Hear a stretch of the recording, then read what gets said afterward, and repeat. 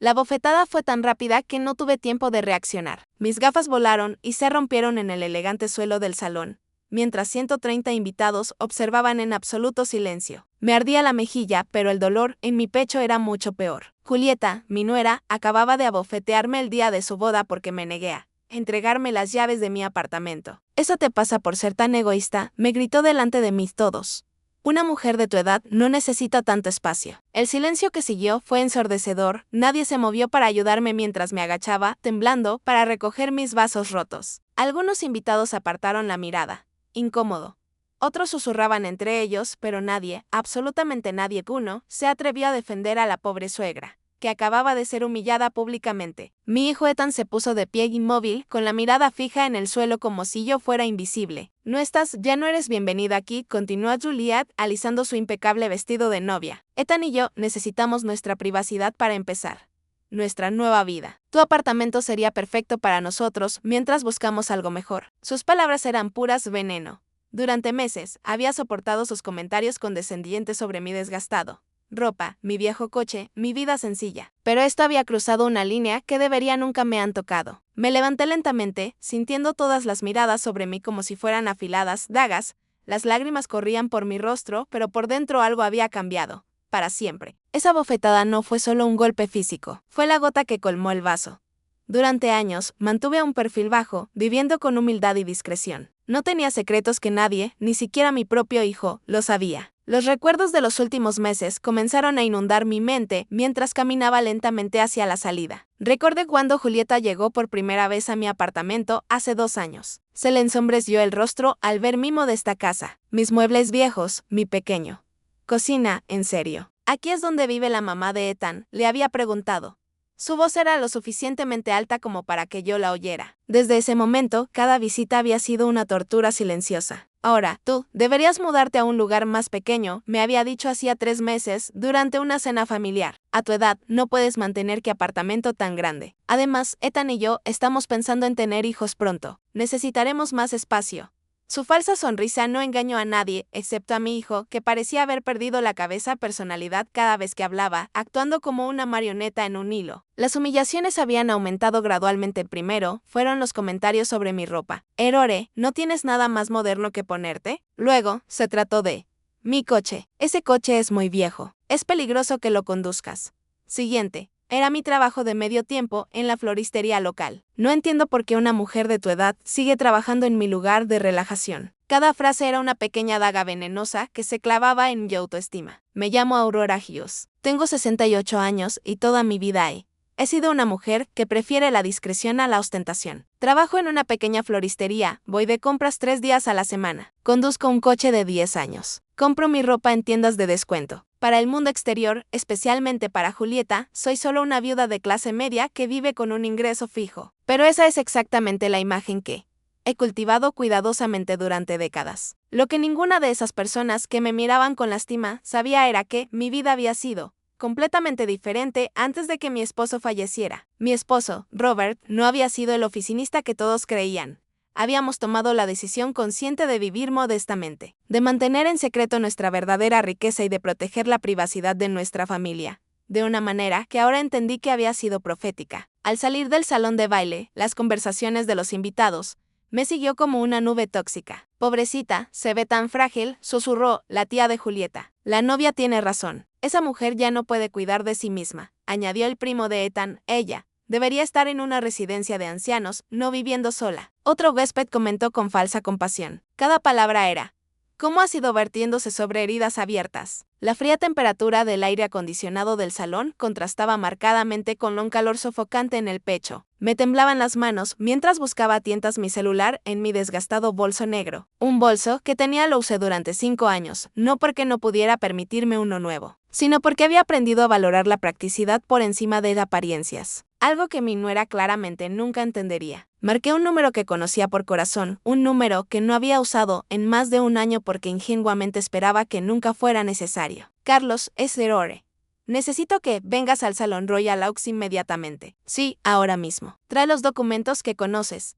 Es hora de que sepan la verdad». Mi voz temblaba, pero había una firmeza en ella que no había sentido en mucho tiempo. «¿Estás segura, señora Hughes?». Preguntó Carlos con su voz profesional pero preocupada. Una vez que hagamos esto, no habrá vuelta atrás. Miré hacia el salón de baile una última vez, donde pude ver a Julieta riendo con sus amigas, probablemente contándoles cómo había puesto a su inútil suegra en su lugar. Ethan estaba a su lado, sonriendo débilmente, sin mostrar ni una pizca de vergüenza, ni una pizca de remordimiento por lo que acababa de presenciar. Completamente seguro, respondí. 30 minutos, Carlos. No más. Colgué el teléfono y caminé hacia mi coche con paso decidido. Por primera vez en años, iba a quitarme la máscara que había usado para proteger a mi familia. Por primera vez iban a conocer a la verdadera Aurora Hughes. Y cuando eso sucediera, cuando la realidad chocara con sus mundos falsos y perfectos, entiendo el verdadero significado de la palabra arrepentimiento. El estacionamiento estaba tranquilo, iluminado por la calle en luces que proyectaban largas sombras entre los coches. Me senté en mi viejo sedán y esperaron 30 minutos para que sus vidas cambiaran para siempre. 30 minutos para que descubren que habían cometido el mayor error de sus vidas al humillar a la mujer que los había estado tomando en secreto. Los cuido más de lo que jamás podrían imaginar. Mientras esperaba en mi auto, los recuerdos de cómo llegué a este lugar. Ese momento comenzó a inundar mi mente como una avalancha imparable. Todo había comenzado exactamente hace 2 años y medio cuando Ethan llegó a mi apartamento con esa sonrisa nerviosa. Lo conocía tan bien desde que era niño. Mamá, quiero presentarte. Alguien muy especial, me había dicho. Y allí estaba ella, Julieta, con su cabello perfectamente peinado, su ropa de diseñador y esa sonrisa que no le llegaba a los ojos. Desde el primer momento en ese momento supe que algo no andaba bien. La forma en que miraba mi apartamento, evaluando cada rincón con sutileza, con desdén velado, me dijo todo lo que necesitaba saber sobre sus intenciones. ¡Qué acogedor!, murmuró mientras miraba mis muebles de segunda mano y las cortinas descoloridas de mi hijo. Su tono sugería lo contrario. Ethan, completamente cegado por lo que creía que era amor. No, observe la condescendencia en su voz. Esa primera cena había sido un desastre silencioso. Julieta apenas probó la comida. Me había preparado con cariño, alegando que cuidaba su figura. Cuando le pregunté por su familia, me respondió con evasivas respuestas, no sin antes preguntarme sobre mi situación financiera con una curiosidad que me pareció alarmante. ¿Y cómo? ¿Cómo te las arreglas con una pensión de viudedad, Aurora? Debe ser difícil sobrevivir con tan poco dinero, había dicho con fingida preocupación. Lo que Julieta no sabía era que yo la había estado observando tanto como ella me había estado observando a mí. Durante los siguientes meses después, comencé a notar patrones que me ponían en alerta máxima. Cada vez que visitaban mi apartamento, ella hacía comentarios sobre lo anticuado que era todo, sobre cómo merecía algo mejor en mis años dorados. Pero sus ojos siempre me detenían en los detalles que realmente importaban. La ubicación privilegiada del edificio, la vista panorámica desde mi balcón, el tamaño de las habitaciones. Un día, mientras Ethan estaba en el baño, escuché a ella hablando suavemente por teléfono en mi cocina. Sí, mamá, el apartamento de su mamá está en una zona muy cara. Sí puedo. Si la convences de mudarse a un lugar más pequeño, podríamos quedarnos aquí hasta que tengamos nuestro propio lugar. Es tan ingenua que probablemente incluso nos agradeció por ayudarla con la transición. Sus palabras me hirieron como un cuchillo, pero mantuve mi compostura cuando regresó a la sala, fingiendo inocencia. A partir de ese momento, cada interacción con Julieta se convirtió en una actuación cuidadosamente orquestada por ambos. Ella interpretó a la nuera preocupada por el bienestar de su suegra, mientras yo pretendía ser la anciana Valnereb que necesitaba orientación. Pero por dentro estaba recopilando información, observando sus movimientos, comprender sus verdaderas motivaciones. Era como una partida de ajedrez donde ambos creíamos ganar. Lo siguiente, los meses trajeron consigo una escalada gradual en sus intentos de manipulación. Primero, estaban las sutiles sugerencias Ferore, he visto algunos apartamentos muy bonitos para gente de tu edad con servicios todo incluido y sin preocupaciones de mantenimiento. Luego vinieron las presiones más directas. No puedes seguir viviendo solo a tu edad. Es peligroso. ¿Qué pasa si te caes y no? ¿Se entera uno durante días? Cada discusión estaba diseñada para hacerme sentir incompetente e indefensa. Ethan, mi propio hijo, comenzó a repetir las mismas frases como un loro amaestrado. Mamá, Julieta tiene razón. Quizás sería mejor que consideraras mudarte a un lugar más manejable. Verlo transformarse gradualmente en eso. La marioneta de la mujer era más dolorosa que cualquier insulto directo. El hijo, que había criado con tanto amor y sacrificio, ahora me veían como un obstáculo para su felicidad. La campaña psicológica se intensificó después de que anunciaron su compromiso. Las visitas se hicieron más frecuentes, pero también más tenso. Julieta había comenzado a traer revistas y folletos inmobiliarios para comunidades de personas mayores. Solo estoy explorando opciones para ti, Aurora. Quiero asegurarme de que tengas la mejor calidad de vida posible, diría ella, digamos. extendiendo los materiales sobre mi mesa de café como si se tratara de una negociación comercial, pero había estado investigando por mi cuenta. Una tarde, cuando salieron a hacer los recados de la boda, decidí llamar a un viejo amigo que trabajaba en el sector inmobiliario. Amelia, necesito que investigues algo para mí. Le dije, soy una pareja que está muy interesada en mi apartamento y quiero saber más sobre su situación financiera real. Lo que descubrí me dejó helado. Juliet y Ethan estaban metidos hasta el cuello en deuda. La boda que estaban planeando costó más de $50,000, completamente financiado con tarjetas de crédito y préstamos personales. El apartamento que alquilaban estaba al borde del desalojo por impago. Los coches de lujo que conducían se financiaban con cuotas que no podían afrontar. Su estilo de vida era una fachada construida sobre una deuda asfixiante. Todo empezó a tener sentido. La prisa por casarse, la insistencia en que me muevo, los constantes comentarios sobre mi vulnerabilidad económica. No era amor, lo que unió a esta pareja fue la necesidad desesperada de encontrar una solución a sus problemas financieros. Y el apartamento ubicado en una de las zonas más exclusivas de la ciudad era su salvación. La revelación me impactó como un rayo.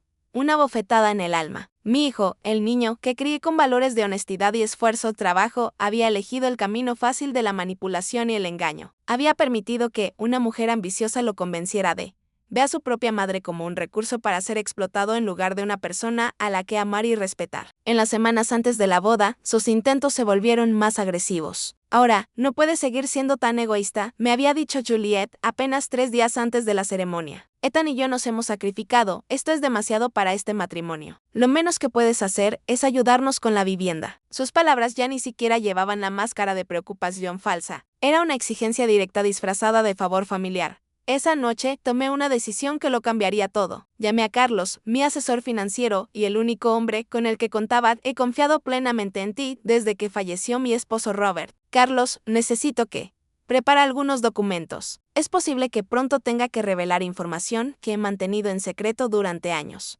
Su voz se tornó seria al instante. Señora Hughes, ¿está segura de que es el momento adecuado? Me lo había advertido con la sabiduría de quien ha manejado mis asuntos durante más de una década. Una vez que esta información sea pública, no puedes retractarte. Las consecuencias podrían ser devastadoras para las relaciones familiares. Pero ya lo había decidido. La familia que había intentado proteger con mi silencio había decidido traicionarme. Y ahora, sentado en mi auto, en el estacionamiento del salón de baile, esperando que Carlos llegue con los documentos que lo guiarán.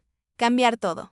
Me di cuenta de que había llegado el momento de la verdad. 25 minutos más y Juliet, Ethan y todos aquellos invitados que me habían mirado con lástima descubrirían quién era realmente. Errol Hughes 25 minutos más y sus mundos perfectos construidos sobre mentiras y codicia se derrumbarían como castillos de arena. La brisa nocturna agitaba las hojas de los árboles alrededor del estacionamiento, creando sombras danzantes bajo las luces. Fue extrañamente poético que en una noche tan hermosa, tantas ilusiones estaban a punto de morir para siempre. Habían pasado 20 minutos desde mi llamada a Carlos, y cada segundo se sentía como una eternidad. Desde mi coche podía ver las luces doradas del salón de baile, escuchar la alegre música y las risas derramándose por las ventanas abiertas. Era surrealista pensar que, en tan solo unos minutos, esa celebración se convertiría en una pesadilla para los protagonistas. Cerré los ojos y dejé que lo más doloroso, los recuerdos de los últimos meses, inundan mi mente. Necesitaba recordar exactamente por qué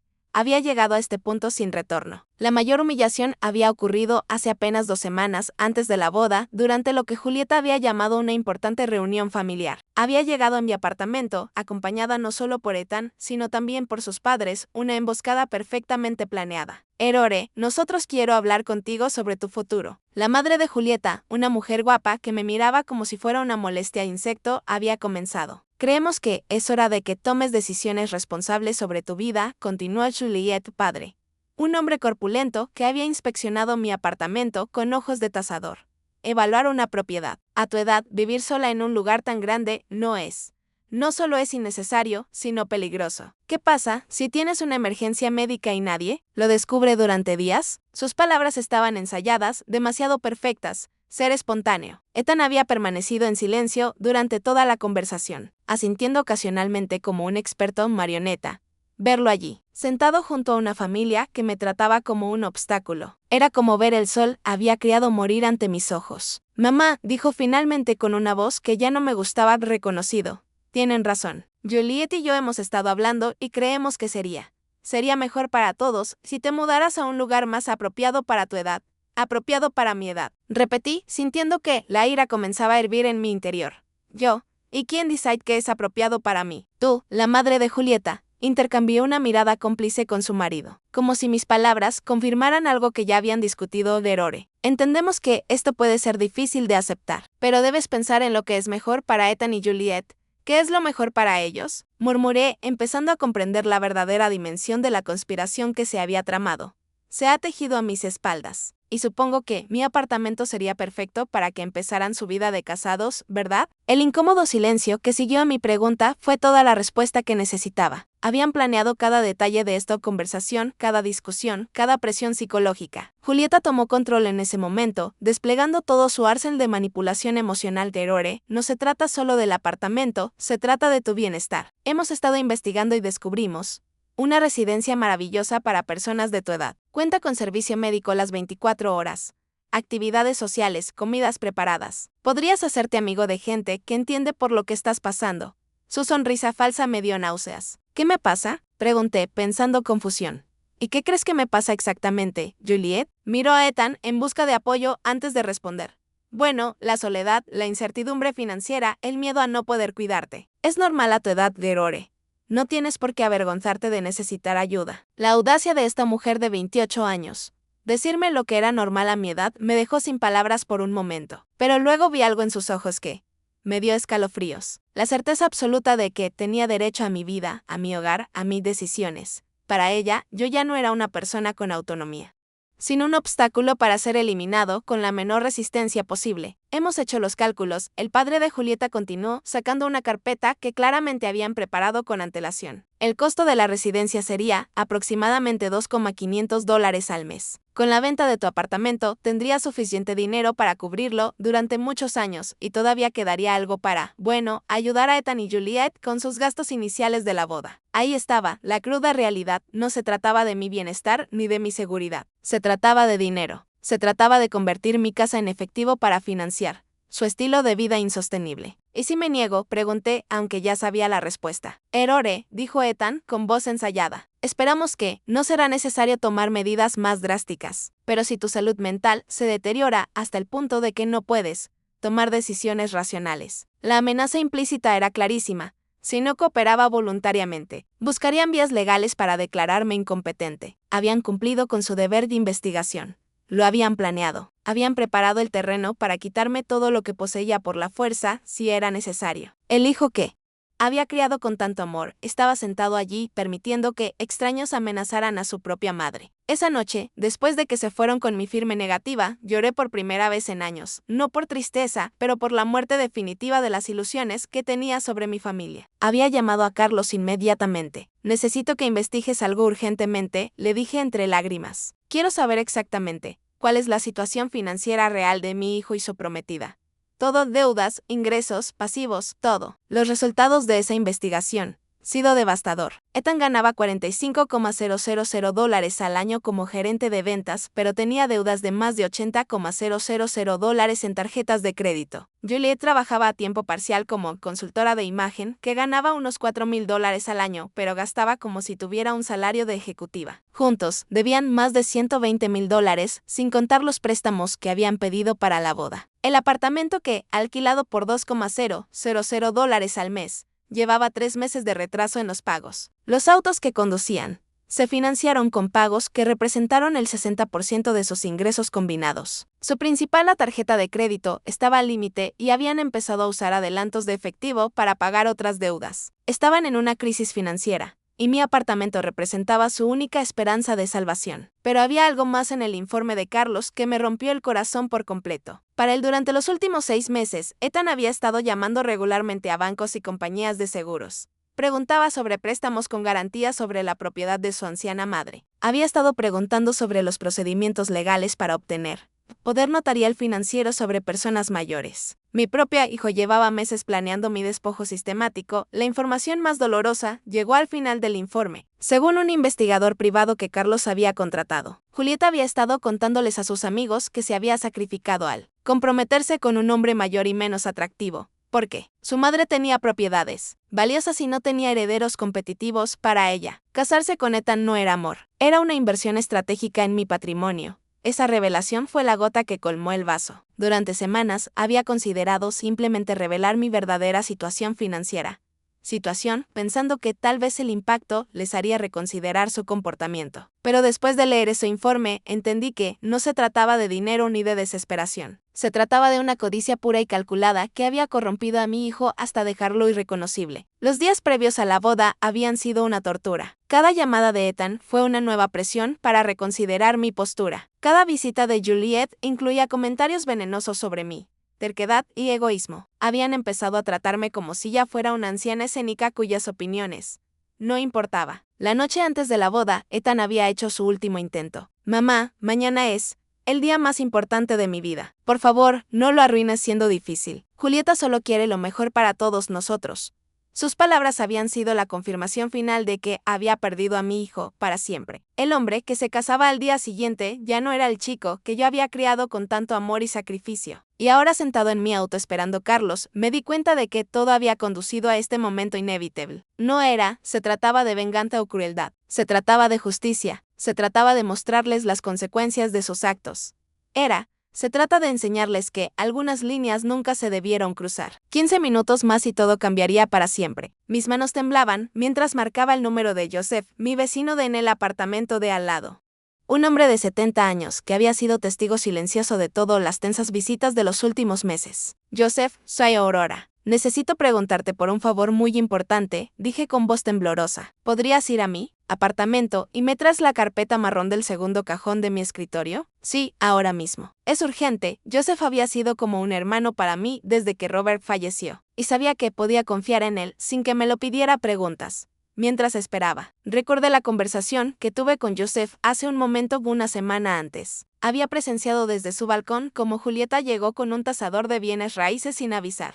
Ya, Aurora, esa chica trajo a un señor con un maletín que te estaba midiendo. Apartamento desde fuera. Me lo había dicho con evidente preocupación en la voz. Al verme, se marcharon rápidamente. No me gusta nada lo que está pasando. Joseph fue el primero en notar los sutiles cambios en el comportamiento de Ethan. Los últimos meses. Tu hijo ya no me saluda como antes, observó. Solía quedarse a charlar conmigo. Me miró cuando vino de visita. Ahora entra y sale corriendo como si se avergonzara de algo. Sus palabras confirmaron lo que mi corazón ya lo sabía. Había perdido a mi hijo mucho antes de la bofetada de esa noche. Aquella carpeta que le había pedido a Joseph contenía documentos que nadie de mi familia había visto jamás. Certificados bancarios, propiedades, títulos, registros de inversiones que Robert y yo habíamos mantenido en secreto durante décadas. Documentos que demostraban que la pobre viuda, viviendo con una pensión modesta, era en realidad una mujer con recursos suficientes para cambiar vidas con una sola decisión. 10 minutos más tarde, Joseph apareció en el estacionamiento con la carpeta en las manos. Ahora, ¿qué pasa? Te ves muy molesta, preguntó mientras me entregaba los documentos. Tiene que ver con la boda de Ethan. Le expliqué brevemente lo que había sucedido en el salón de baile y vi su rostro endurecerse con cada detalle. Esa mujer es una víbora, murmuró. Siempre lo supe. Joseph, en unos minutos, un hombre llamado Carlos llegará. Cuando lo veas, dile que lo espero aquí, le pregunté. Y Joseph, después de esta noche, muchos. Las cosas van a cambiar. Quiero que sepas que siempre has sido como de mi familia. Sus ojos se llenaron de lágrimas mientras asintió. Tú también eres familia para mí, Aurora. Haz lo que tengas que hacer. Como Joseph regresó al edificio, abrí la carpeta y comencé a revisar documentos que no había mirado en meses. El primero fue un extracto bancario que mostraba un saldo de 5.400.000 en una cuenta de inversión. El segundo era el título de propiedad de un edificio de oficinas en el centro que generaba una renta mensual de $50,000. El tercero era la escritura de una casa de playa que había comprado como inversión hace 10 años. Hace tiempo, Robert había sido un genio en inversiones, comenzando con un pequeño negocio de importación y convirtiéndolo en un imperio silencioso. Juntos, habíamos tomado la decisión de vivir modestamente para proteger nuestra privacidad y seguridad familiar. La riqueza visible atrae problemas. Robert solía. La riqueza invisible te da poder. Nunca imaginé que tendría que usar ese poder contra mi propio hijo. Cada documento en esa carpeta representaba años de trabajo duro y decisiones inteligentes. La floristería, donde trabajaba 3 días a la semana.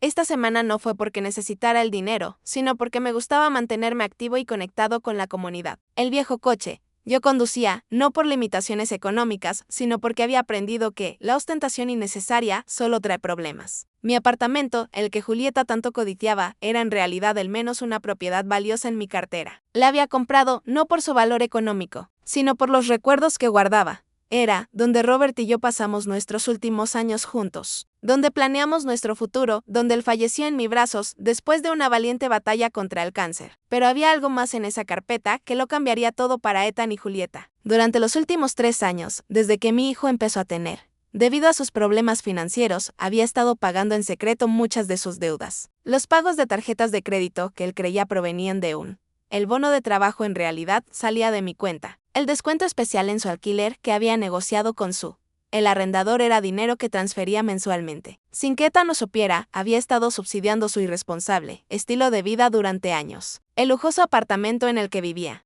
el coche que conducía, incluso algunos de los gastos de la boda que se estaba celebrando en ese preciso momento habían sido posibles gracias a mi apoyo financiero secreto. Pensé que estaba ayudando a mi hijo en un momento difícil sin darme cuenta de que estaba financiando su transformación en una persona que no reconocí. Los registros bancarios mostraron transferencias mensuales por un total de $4,500 que habían mantenido al barco hundiéndose. La vida financiera de Ethan sigue a flote. Dinero que él creía que provenía de bonificaciones laborales e impuestos o reembolsos, cuando en realidad era su madre tratando desesperadamente de protegerlo de las consecuencias de sus decisiones irresponsables. La ironía era devastadora. Mientras Julieta estaba humillándome por ser una carga económica para su futuro matrimonio, yo era literalmente la única razón por la que podían permitirme ese matrimonio. Mientras planeaban despojarme de mi apartamento para resolver sus problemas financieros, yo había estado resolviendo esos problemas en secreto durante años. Cerré la carpeta y miré hacia el salón de baile una vez más. Las luces seguían brillando. La música seguía sonando. Los invitados seguían celebrando. Pero en menos de 5 minutos, Carlos llegaría con los documentos finales que necesitaba. En menos de 5 minutos, el proceso de cortar todos los hilos financieros que había usado para proteger a un hijo que había elegido traicionarme sería empezar. Esto no es venganza, me recordé. Esto es justicia. Se trata de enseñar